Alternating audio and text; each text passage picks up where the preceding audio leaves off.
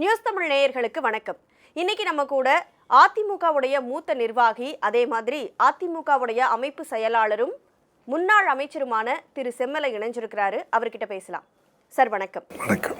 அதிமுகவுடைய தேர்தல் பிரச்சார சுற்றுப்பயணம், தேர்தல் பணிகள்லாம் எந்த நிலையில போயிட்டு இருக்கு? எங்களுடைய கழகத்துடைய பொதுச் செயலாளர் மாண்பு எடப்பாடியார் அவர்கள் மக்களை சந்திப்பதற்காக எழுச்சி பயணத்தை துவக்கி முதல் கட்டம் முடிவு பெற்ற நிலையில் இப்பொழுது இரண்டாம் கட்டமாக சுற்றுப்பயணத்தை மேற்கொண்டிருக்கிறார். உள்ளபடியே நாங்கள் எதிர்பார்த்ததற்கு மேலாக அந்த எழுச்சி பயணம் வெற்றி பயணமாக அமைந்திருக்கிறது.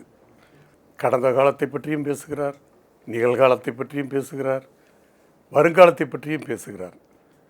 அதாவது நாங்கள் ஆட்சிக்கு வந்த பிறகு என்னென்ன நடக்கும், என்னென்ன நாங்கள் செய்யப்போகிறோம் என்பதையும் தெளிவாக எடுத்துச் சொல்லுகிற போது மக்கள் ஆர்வமாக கூடுகிறார்கள், கூட்டம் கூடுகிறது, ஆர்ப்பரித்து, அதாவது ஜனங்கள் விருப்பப்பட்டு வருகிறார்கள், பேச்சை கேட்கிறார்கள். ஏதோ கூடி கலைகிற கூட்டமாக இல்லாமல் அவரை பார்த்து அவருடைய கருத்துக்களை கேட்பதற்காக ஆர்வமாக வருகிறார்கள். எனவே மக்களை பொறுத்தவரையில் இன்றைய சூழ்நிலையில் திராவிட முன்னேற்றக் கழக ஆட்சியின் மீது இருக்கிற அந்த வெறுப்பு ஆரம்பத்திலே அதிருப்தியாக இருந்தது. அதற்கு பிறகு அந்த அதிருப்தி கோபமாக மாறியது இந்த ஆட்சியின் மீது. இப்பொழுது தேர்தல் நெருங்க அந்த கோபம் இப்பொழுது வெறுப்பாக மாறி இருக்கிறது. எனவே தான் இப்பொழுது மக்கள் திராவிட முன்னேற்றக் கழக ஆட்சியிலிருந்து விலகி போகிற ஒரு நிலைமை இருக்கிறது. அப்படி விலகி போகிற போது எங்களிடம் அவர்கள் மக்கள் நெருங்குகிற அந்த சூழ்நிலை உருவாகி கொண்டு இருக்கிறது. அதைத்தான் நாங்கள் இந்த எழுச்சி பயணத்திலே பார்க்கிறோம். இன்னும் போக போக நாளுக்கு நாள் கூட்டம் கூடிக்கொண்டே இருக்கிறது. அதிகமாக மக்கள் கூடுகிறார்கள், பேச்சை கேட்கிறார்கள். எனவே நிச்சயமாக இந்த வெற்றி பயணம் எங்களுக்கு கை கொடுக்கும். சரி, இப்போது பிஎம்மோட அரியலூர் விசிட் அப்போ இபிஎஸ் தரப்பில் அவர் சந்திக்கிறதுக்கு 20 நிமிஷம் நேரம் கேட்டதாகவும், ஆனால் அது மறுக்கப்பட்டதாகவும் சோஷியல் மீடியாவில் ஒரு தகவல் பரவிட்டு இருக்கு. அதை எப்படி பார்க்கல? இல்லை, அதாவது அவர் ஒரு நாள் சுற்றுப்பயணமாக, அதுவும் அதாவது அவர் வெளிநாட்டிலிருந்து வருகிறார். அதாவது நேரம் 30 நிமிடம் தனியாக சந்தித்து பேசுவதற்கு ஒதுக்கவில்லையே என்று சொல்கிறோம். அவருக்கு ஒரு பிரதம அமைச்சர், அவருக்கு அந்த சூழ்நிலை ஒத்து தான் அந்த புரோட்டோகால் படி அந்த வாய்ப்பு கொடுக்கப்படும். எனவே கேட்டிருக்கலாம். இப்பொழுது கூட எங்களுடைய பொதுச் செயலாளர் தனியாக சந்தித்து 30 நிமிடம் பேசுவதற்கு தேதி கேட்டாரா என்பதெல்லாம் எனக்கு தெரியாது. சந்திப்பதற்கு நேரம் கேட்டார். அந்த புரோட்டோகால் படி அந்த நேரம் ஒதுக்குவது அந்த பிரதம அமைச்சருடைய அலுவலகத்தினுடைய பணி. அதன்படி எந்த நேரத்தில் எந்த இடத்தில் சந்திக்க வேண்டும் என்று நேரம் குறிப்பிட்டு அந்த நேரத்திலே போய் அவரை மரியாதை நிமித்தமாக சந்தித்தார். சந்தித்தது மட்டுமல்ல, மக்களுடைய பிரச்சனைக்காக மக்களுடைய கோரிக்கைகளையும் 3 கோரிக்கை, மிக முக்கியமான கோரிக்கைகளை வைத்தார். இந்த பிரச்சனைகளை எங்களுக்காக மக்களுக்காக செய்ய வேண்டும் என்று மாநில நலன் கருதி அந்த கோரிக்கையை கொடுத்து அந்த கிடைத்த நேரத்தை நல்ல முறையிலே பயன்படுத்தி கொண்டார். எனவே அதிக நேரம் ஒதுக்கவில்லை என்பது அதற்காக ஒரு காரணத்தை கற்பிக்க முடியாது. காரணம், ஒரு பிரதம அமைச்சருக்கு பல அலுவல்கள் இருக்கும். எனவே சந்தித்தது, அந்த கோரிக்கையை பெற்றது, அதுவே எங்களுக்கு கிடைத்தது ஒரு மரியாதையாகத்தான் நாங்கள் கருதுகிறோம். மற்றபடி இதில் ஒன்றும் நேரம் ஒதுக்காததை பற்றி நாம் எதுவும் தவறாக சொல்ல முடியாது. இப்போது லாஸ்ட்டாக நடந்த பார்லிமெண்ட் எலெக்ஷனில் பார்த்தீங்க அப்படின்னா டிடிவி தினகரன், சசிகலா, ஓபிஎஸ் இவங்க எல்லாருமே அந்த என்டிஏ கூட்டணியில் இருந்தாங்க. இந்த நிலைமையில தான் இப்போ வரக்கூடிய எலெக்ஷனை ஏடிஎம்கே பிஜேபியோட அலையன்ஸ் வச்சு நீங்கள் எதிர்கொள்ள போகிறீங்க. ஸோ அவங்களோட சேர்ந்து நீங்கள் களம் காண போகிறீங்களா? அதிமுகலேருந்து பிரிஞ்சவங்களை சேர்த்து வச்சு நீங்கள் களம் காண போகிறீங்களா, இல்லை என்ன வியூகம் வகுத்துறீங்க? 2026 சட்டமன்ற தேர்தலை பொறுத்தவரையில் எங்களுடைய இலக்கு, அதாவது திராவிட முன்னேற்றக் கழக ஆட்சியை வீழ்த்த வேண்டும். எனவே திமுக ஆட்சிக்கு எதிரான மனநிலையில் உள்ள எல்லா கட்சிகளும் நாங்கள் வரவேற்கிறோம். எந்த கட்சி என்று குறிப்பிட்டு சொல்ல முடியாது. திமுகவுக்கு எதிரான மனநிலையில் உள்ள, திமுக ஆட்சிக்கு எதிராக இருக்கிற அரசியல் கட்சிகள், தமிழ்நாட்டில் இருக்கிற அரசியல் கட்சிகளை நாங்கள் வரவேற்க தயாராக இருக்கிறோம். இப்போதைக்கு பாரதிய ஜனதா கட்சி எங்களோடு இணைந்திருக்கிறது. இந்த கூட்டணி இப்பொழுது அதாவது அங்கே தேசிய கட்சி பிஜேபியை பொறுத்தவரையில் தேசிய கட்சி, அனைத்து இந்திய அண்ணா திராவிட முன்னேற்றக் கழகத்தை பொறுத்தவரையில் ஒரு மாநிலத்திலே பிரதான கட்சி. எனவே 2 கட்சிகளும் இப்பொழுது சேர்ந்து ஒரு கூட்டணி அமைத்திருக்கிறது.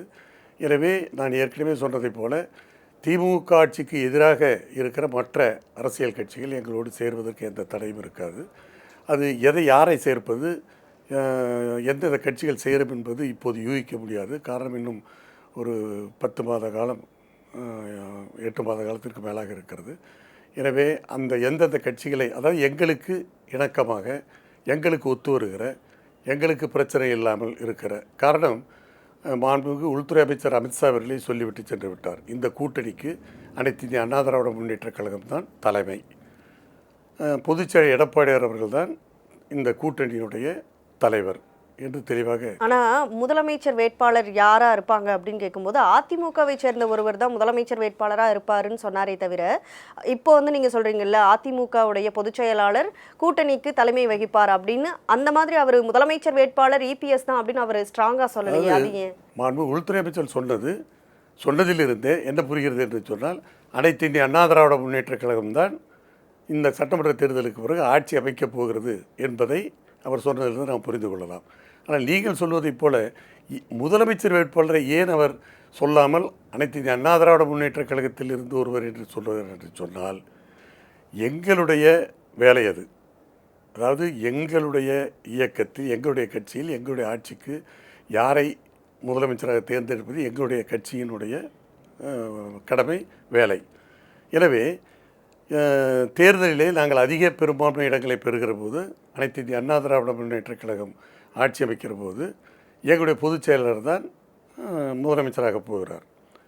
அவர் தான் எங்களுடைய இந்த கூட்டணியினுடைய முதலமைச்சர் வேட்பாளர். ஏன் அவர் முதலமைச்சரை குறிப்பிட்டு பெயரை சொல்லவில்லை என்று சொன்னால், நீங்களே கூட என்ன கேட்பீர்கள் என்று சொன்னால், அப்படி அவர் பெயரை சொன்னால் அதிமுகவிலே முதலமைச்சரை தேர்வு செய்வது கூட பாரதிய ஜனதா கட்சி தான் தேர்வு செய்ய வேண்டும் போல் இருக்கிறது, அவர்கள் தான் தேர்ந்தெடுக்கிறார்கள் என அந்த பழியையும் எங்கள் மீது போடுவீர்கள். எனவே அவர் எச்சரிக்கையாகத்தான் மாண்பு அமித்ஷா அவர்கள் பேசியிருக்கிறார். காரணம் எங்களுடைய பணி அது. எனவே இந்த தேர்தலை பொறுத்தவரையில் இந்த கூட்டணியுடைய முதலமைச்சர் வேட்பாளர் எடப்பாடியார் அவர்கள். எனவே பெரும்பான்மை இடங்களை பெற்று அனைத்து இந்திய அண்ணா திராவிட முன்னேற்றக் கழகம் தான் ஆட்சி அமைக்கப் போகிறது.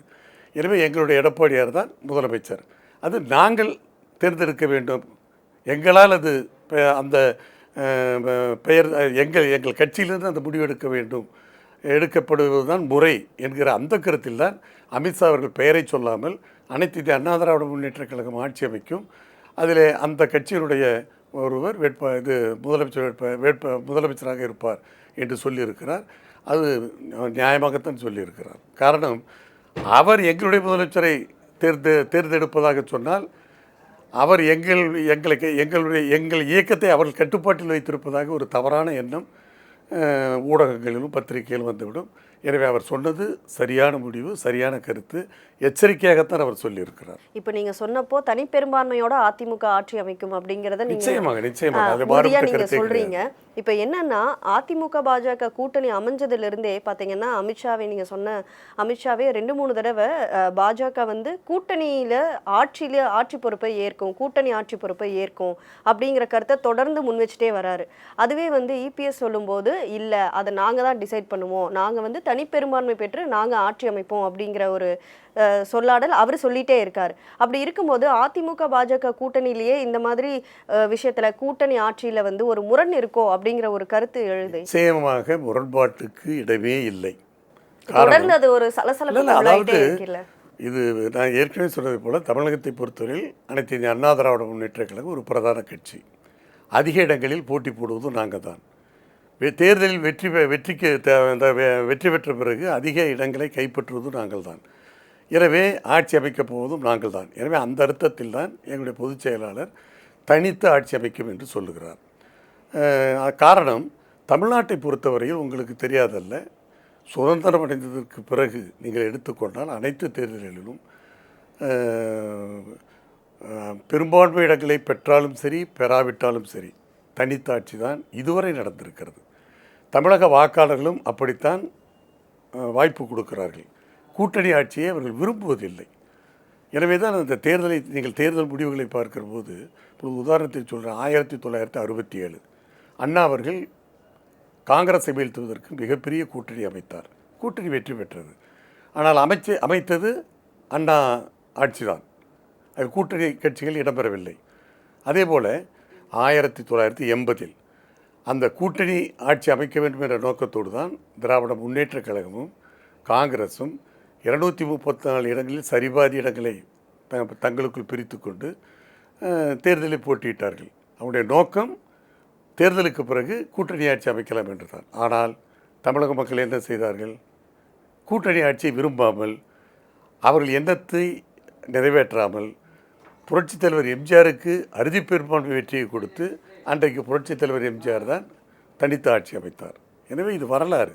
இன்று வரை தனித்த ஆட்சியாக நடந்து கொண்டிருக்கிறது.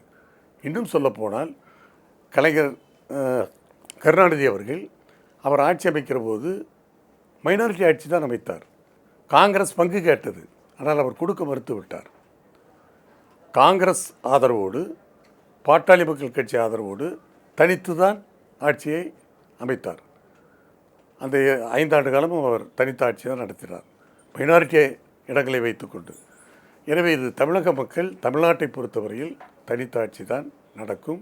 அப்படித்தான் வாய்ப்பு. எனவே இந்த தேர்தலிலும் தனித்த ஆட்சிக்குத்தான் வாய்ப்பு இருக்கிறது. அது அனைத்து அண்ணா திராவிட முன்னேற்றக் கழகத்திற்கு அந்த வாய்ப்பு நிச்சயமாக எங்களுடைய ஆட்சி அமையும் என்கிற அந்த நம்பிக்கை இருக்கிறது. நீங்கள் கூட சொல்லுகிறீர்கள் அமித்ஷா அவர்கள் கூட்டணி ஆட்சி என்று சொல்லுகிறார்கள் என்று. அவர் சொல்லுவதில் தவறில்லை. காரணம், எங்களோடு கூட்டணியில் இருக்கிறார். எங்களுடைய நோக்கம் என்ன? 2 கட்சிகளுடைய நோக்கம், அனைத்து அண்ணா திராவிட முன்னேற்றக் கழகம் இந்த பிஜேபியினுடைய 2 கட்சிகளுடைய நோக்கமே திமுக ஆட்சியை வீழ்த்த வேண்டும். அப்படி வீழ்த்துகிற அந்த நோக்கத்தோடு தான் நாங்கள் கூட்டணியில் இடம்பெற்றிருக்கிறோம். எனவே கூட்டணி ஆட்சி அமையும் என்று சொல்லுவது அந்த கட்சியினுடைய தொண்டர்களை, நிர்வாகிகளை உற்சாகப்படுத்துவதற்கு, ஊக்கப்படுத்துவதற்கு அப்படி சொல்லலாம். இன்னும் கூட ஒரு படி மேலே உங்களுக்கு விளக்கமாக சொல்லுகிறேன். கூட்டணி ஆட்சி என்பது வேறு, கூட்டணி கட்சிகளின் ஆட்சி என்பது வேறு. ஒரு தேர்தலிலே பல கட்சிகள் கூட்டணி சேர்ந்து போட்டியிட்டு வெற்றி பெற்ற பிறகு அறுதி பெரும்பான்மை பெற்ற கட்சி ஒரு தனித்த ஆட்சியை அமைக்கிற பட்சத்தில் அதையும் அந்த கூட்டணியில் இடம்பெற்ற மற்ற கட்சிகள் எங்களுடைய கூட்டணி ஆட்சி என்று சொல்லிக்கொள்வதிலே தவறில்லை. நான் சொல்வது கூட்டணி கட்சிகளின் ஆட்சி என்று அமித்ஷா சொல்லவில்லை. அதை நீங்கள் உன்னிப்பாக கவனிக்க வேண்டும். கூட்டணி ஆட்சி என்று தான் சொன்னாரே தவிர தனித்த ஆட்சிக்கு வாய்ப்பில்லை என்று அவர் சொல்லவில்லை. கூட்டணி கட்சிகளின் ஆட்சி என்றும் சொல்லவில்லை. கூட்டணி கட்சிகளின் ஆட்சி என்று சொன்னால்தான் அந்த கூட்டணியிலே இருக்கிற மற்ற கட்சிகள் அந்த அமைச்சரவையில் இடம்பெறும் என்று அர்த்தம். ஆனால் கூட்டணி ஆட்சி என்பது கூட்டணி கட்சிகள் வெற்றி பெற்று ஒரு ஆட்சி அமைக்கும், அது தனித்த ஆட்சியாகவும் இருக்கும். எனவே தனித்த ஆட்சியை கூட்டணி கட்சி என்பது ஆட்சி என்பது வேறு, கூட்டணி கட்சிகளின் ஆட்சி என்பது வேறு. அதனால்தான் மாண்புமிகு அமித்ஷா அவர்கள் கூட்டணி கட்சிகளின் ஆட்சி என்று அவர் சொல்லவில்லை, கூட்டணி ஆட்சி என்று சொல்லியிருக்கிறார். எனவே கூட்டணி கட்சி சேர்ந்து அமைக்கப் போகிற இந்த ஆட்சி அதிமுகவினுடைய தனித்த ஆட்சியாகத்தான் இருக்கும். எங்களுடைய பொதுச் செயலர் எடப்பாடியார் தான் முதலமைச்சராக இருப்பார். அதற்கு நிச்சயமாக பிஜேபி ஒத்துழைக்கும், முரண்பாடு இருக்காது. வேண்டுமென்றால் உங்களுக்கு ஒரு உதாரணத்தை சொல்லுகிறேன், இதிகாச உதாரணத்தை. கம்பராமாயண காதை உங்களுக்கு நன்றாக தெரியும். அதிலே ஸ்ரீராமர் இலங்கைக்கு சீதையை தேடி செல்லுகிறார். அப்பொழுது வழியிலே சுக்ரீவனுடைய உதவி கிடைக்கிறது. சுக்ரீவன் ஸ்ரீராமரிடம் ஒரு உதவி கேட்கிறார். என்ன உதவி என்று சொன்னால், அவருடைய அண்ணன் வாலி அவருடைய மனைவியை அபகரித்ததும் இல்லாமல் ஆட்சியையும் பறித்து விட்டார். எனவே எனக்கு உதவ வேண்டும் என்று கேட்கிறார். உடனே இந்த சுக்ரீவனுடைய கோரிக்கை நியாயமாக இருந்தது என்பதை கருத்தில் கொண்டு ஸ்ரீராமர் வாலியோடு போர் தொடுக்கிறார். வாலியை வதம் செய்கிறார், வெற்றி பெறுகிறார்.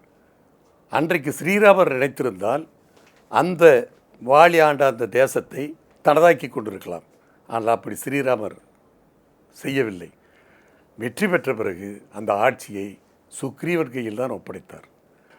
அவருடைய ஆட்சியை அவருக்கு, அதாவது கிங் மேக்கராகத்தான் இருந்தாரே தவிர தன்னை அந்த ஆட்சிக்கு அந்த ஆட்சியை தனக்கு சொந்தமாக்கி கொள்ளவில்லை ஸ்ரீராமர். அதை போலத்தான் பாஜக தலைவர்களை பொறுத்தவரையில் ஸ்ரீராமரை பின்பற்றுபவர்கள், ஸ்ரீராமருக்கு கோயில் அமைத்தவர்கள், அவர் வழியிலே நடப்பார்கள். எனவே தான் நிச்சயமாக இந்த தேர்தலிலே எங்களுடைய நோக்கம் நிறைவேறிய பிறகு அனைத்து இந்திய அண்ணா திராவிட முன்னேற்றக் கழகம் தனித்து ஆட்சி அமைப்பதற்கு அவர்கள் குறுக்கே நிற்க மாட்டார்கள், இடைஞ்சலாகவும் இருக்க மாட்டார்கள். நிச்சயமாக எங்களுடைய ஆட்சி அமைக்க ஒத்துழைப்பார்கள். எனவே எங்களுக்குள் எந்த முரண்பாடும் இருக்காது. இன்னொன்றை கூட சொல்லுவார்கள், மகாராஷ்டிரா மாநிலத்திலே பிஜேபி என்ன செய்தது தெரியுமா, அதுபோல் உங்களையும் அவர்கள் கபலீகரம் செய்து விடுவார்கள். அவர்கள் அதை குறிப்பிட்டு சொல்லும்போது இப்போ விசிக தலைவர் தொல் திருமாவளவன் அதை தான் சொல்றாரு. பாஜக வந்து அதிமுகவை பயன்படுத்திக்குது, அதிமுக மேலே ஏறி சவாரி செய்யுது, ஸோ நீங்கள் வந்து கொஞ்சம் கேர்ஃபுல்லாக இருங்க அப்படின்னு தோழமை சுட்டல் தான் நான் தொடர்ந்து பண்ணிகிட்டே இருக்கேன் அப்படின்னு சொல்லிட்டு அவர் சொல்கிறாரு. சரி, அவர் வந்து எங்களுக்கு ஒரு எச்சரிக்கை கொடுப்பதை கூட நாங்கள் ஏற்றுக்கொள்கிறோம். ஆனால் அப்படி எங்கள் மீது அவர் சவாரி செய்கிறார் என்று சொன்னால் நான் கேட்கிறேன், தொல் திருமாவளவன் அவர்களை திருப்பி கேட்கிறேன், உங்கள் மீது திமுக சவாரி செய்கிறதா? அதை நீங்கள் ஏற்றுக்கொள்ளுகிறீர்களா?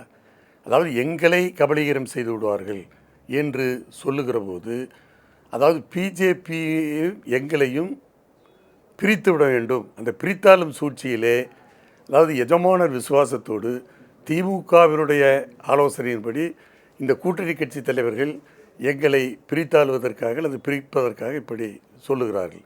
மகாராஷ்டிரா மாநிலத்தில் அவர்கள் அதாவது பிஜேபி ஆட்சியை அமைத்து விட்டார்கள், மற்றவர்களுக்கு தோழமை கட்சிக்கு வாய்ப்பை பறித்து விட்டார்கள் என்று சொல்லுகிறார்கள்.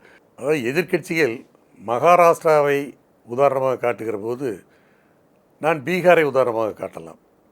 பீகாரிலே சென்ற சட்டமன்ற தேர்தலிலே ஐக்கிய ஜனதா தள கட்சி, நிதிஷ்குமார் தலைமையிலான ஐக்கிய ஜனதா தளமும் பிஜேபியும் தான் கூட்டணி அமைத்து போட்டியிட்டது. அப்படி கூட்டணி அமைத்து போட்டியிடுகிற போது அதிக இடங்களை பிஜேபி தான் கைப்பற்றியது. பிஜேபி கைப்பற்றிய இடங்களை விட குறைவாகத்தான் ஐக்கிய ஜனதா தளம் நிதிஷ்குமார் கைப்பற்றினார். இருந்தாலும் அந்த கூட்டணி தர்மத்தை கருத்தில் கொண்டு அந்த கூட்டணி தர்மத்திற்கு மதிப்பு கொடுக்கிற வகையில் அன்றைக்கு பிஜேபி நினைத்திருந்தால் பீகாரிலே தாங்களே ஆட்சி அமைத்திருக்க முடியும். காரணம், அவர்கள் அதிக பெரும்பான்மை பெற்றார்கள். நிதிஷ்குமாருடைய துணையோடு அமைத்திருக்கலாம். ஆனால் அவர்கள் அப்படி செய்யவில்லை. செய்யாமல் நிதிஷ்குமாரை தான் முதலமைச்சராக ஆக்கினார்கள். அதாவது இவர்களை விட குறைவாக இடங்களை கைப்பற்றிய ஐக்கிய ஜனதாதளத்திற்கு தான் வாய்ப்பு கொடுத்தார்கள். நிதிஷ்குமாரை தான் அவர்கள் முதலமைச்சராக ஆக்கினார்கள்.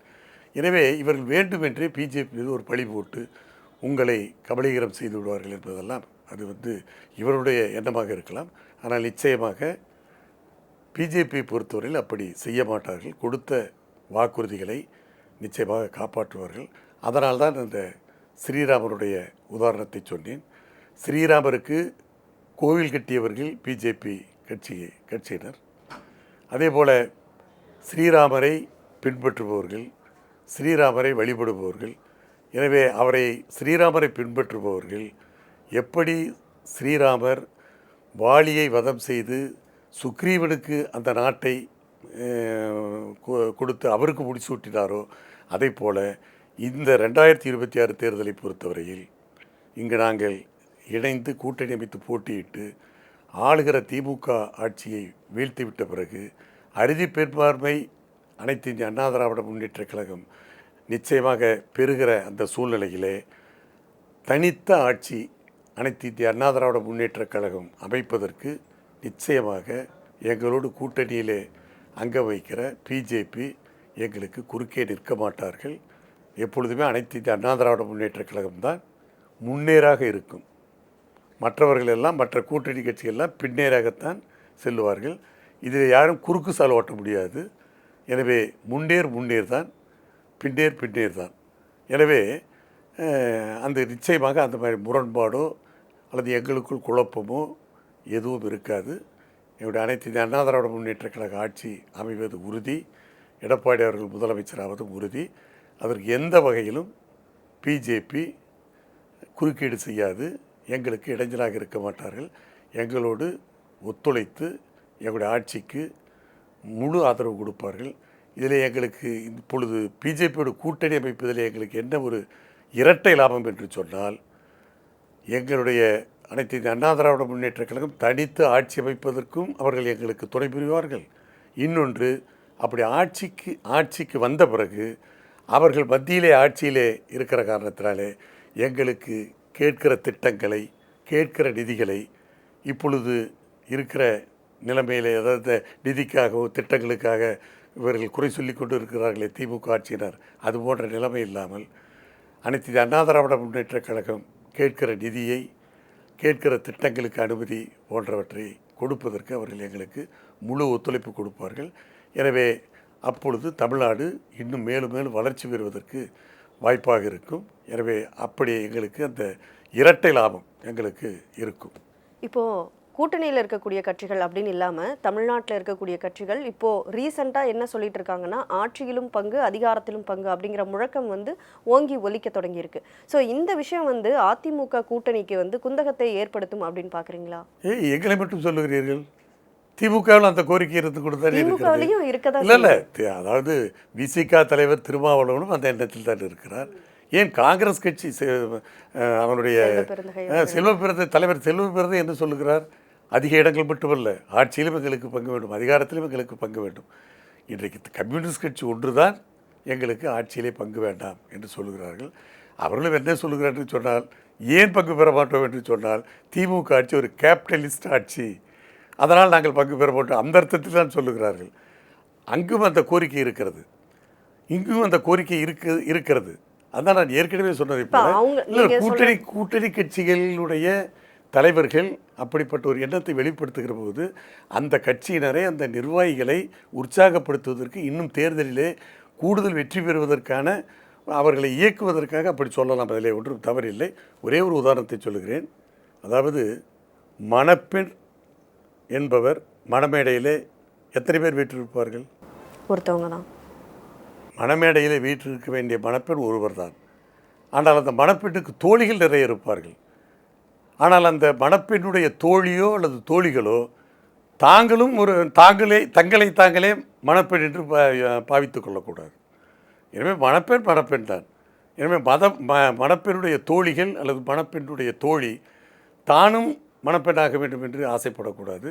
எனவே அந்த வகையில் தான் நான் சொல்லுகிறேன், கூட்டணி கட்சிகள் இந்த பிரிப்போல் தேர்தலுக்கு முன்னால் நாங்களும் ஆட்சியில் பங்கு பெறுவதற்கு ஆசைப்படுகிறோம் என்று சொன்னாலும், அப்படி விரும்பினாலும், அந்த எண்ணம் இருந்தாலும், அனைத்து இந்திய அண்ணா திராவிட முன்னேற்றக் கழகம் அதிக இடங்களிலே போட்டியிட்டு வெற்றி பெற்று, அதிக இடங்களிலே வெற்றி பெற்ற காரணத்தினாலே தனித்து ஆட்சி அமைக்கிற போது நிச்சயமாக அப்படி எண்ணங்களை வெளிப்படுத்திய கூட்டணி கட்சிகள் எங்களுக்கு ஆட்சிக்கு எந்தவித குந்தகமும் இல்லாமல் ஆட்சிக்கு ஒத்துழைப்பார்கள், பங்கு கேட்க மாட்டார்கள், ஆட்சியிலே இடம் கேட்க மாட்டார்கள். இப்போ நீங்கள் சொன்னீங்க திமுக கூட்டணியிலையும் இந்த கோரிக்கை வலுத்துட்டு தான் இருக்குது அப்படின்னு. ஆனால் அந்த கூட்டணியை பொறுத்த வரைக்கும் பார்த்தீங்கன்னா தொடர்ந்து எலெக்ஷனை வந்து ஒரு இன்டாக்டாக வந்து அவங்க இருக்காங்க.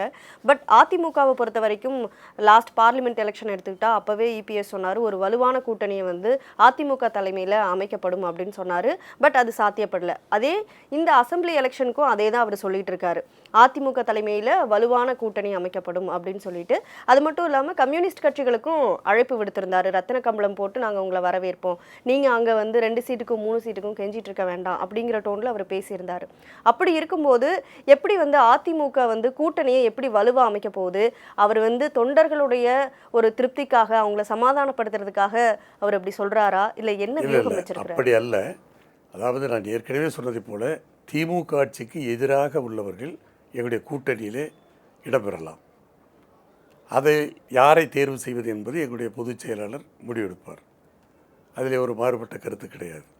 இப்பொழுது நாங்கள் கம்யூனிஸ்டுக்கு அழைப்பு கொடுத்தது கூட அங்கு அவர்களுக்கு உரிய மரியாதை இல்லை, எனவே இங்கு வந்தால் அதிக இடங்களை பெறுவதற்கு வாய்ப்பு இருக்கும், அல்லது அந்த தோழமை அல்லது கூட்டணி சரியாக இருக்கும் என்ற ஒரு நல்ல நோக்கத்தோடு தான் சொன்னார். அதுவும் என்ன சொன்னார் என்று சொன்னால், கோயம்புத்தூரில் பேசுகிற போது கம்யூனிஸ்ட் கட்சி கரைந்து கொண்டு வருகிறது என்று சொன்னார். அதையும் அவர் ஏன் சொன்னார் என்று சொன்னால், தமிழ்நாட்டை பொறுத்தவரை கம்யூனிஸ்ட் இயக்கத்தை உடைத்தவர்களே திமுகவினர் தான். வலது இடது என்று பிரிவதற்கு கலைஞர் கருணாநிதி காலத்திலே தஞ்சாவூரிலே தோழர் மணலி கந்தசாமியை வைத்து கட்சியையே பிரித்தவர்கள் அவர்கள்தான். எனவே இப்படியெல்லாம் பாதிப்பு அவர்களுக்கு ஏற்பட்டு இருக்கிறது. அதே போல் முஸ்லீம் லீக், ஒரே முஸ்லீம் லீக் தான் இருந்தது. அதையும் இரண்டாக பிரித்தார்கள். அப்துல் சமது தலைமையிலே தமிழ்நாடு முஸ்லீம் லீக் என்று பிரித்தார்கள். ஆக இப்படி கட்சிகளை பிரித்து தங்களுக்கு வசதியாக கூட்டணி அமைத்துக் கொள்வது திமுகவுடைய வாடிக்கையாக இருந்து வருகிறது.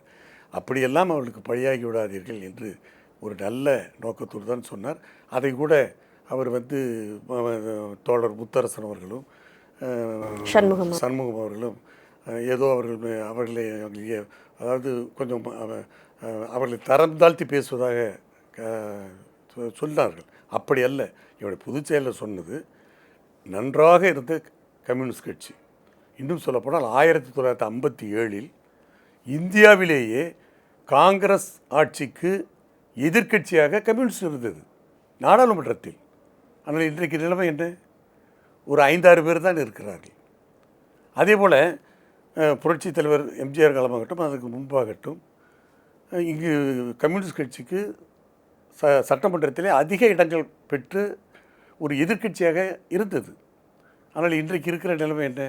அவர்கள் திமுக கொடுக்கிற இடங்களை வாங்கி கொண்டு ஏதோ ஒரு 4-5 சீட்டு இடங்களுக்குள் அவர்களுடைய கட்சியை முடித்து விடுகிறார்கள். அதற்காகத்தான் ஒரு நல்ல எண்ணத்தோடு சொன்னார். அது அவர்களுக்கு பிடிக்கவில்லை. இப்பொழுது எங்களுடைய பொதுச்செயலர் பொறுத்தவரை யாரும் வற்புறுத்தி நாங்கள் அழைக்கவில்லை. நாங்கள் திமுக ஆட்சி இருக்கக்கூடாது என்று நினைக்கிற கட்சிகள் அல்லது திமுக ஆட்சிக்கு எதிராக இருக்கிற கட்சிகள் எங்களோடு இணையலாம் என்கிற ஒரு வேண்டுகோளைத்தான் அவர் வைத்தாரே தவிர வேறு எதுவும் அவர் தவறாக சொல்லவில்லை. எனவே அந்த வகையிலே எங்களுடைய பொதுச் செயலர் மீது அவர்கள் வீண்பழி போடுவது தவறில்லை. அது அவர்கள் விருப்பம் இருந்தால் அவர்கள் திமுக ஆட்சியிலே தொடர்வதிலே எங்களுக்கு ஒன்றும் வருத்தம் கிடையாது. இவ்வளவு நேரம் எங்களுடைய எல்லா கேள்விகளுக்கும் பொறுமையாக பதில் சொன்னீங்க. ரொம்ப நன்றி சார்.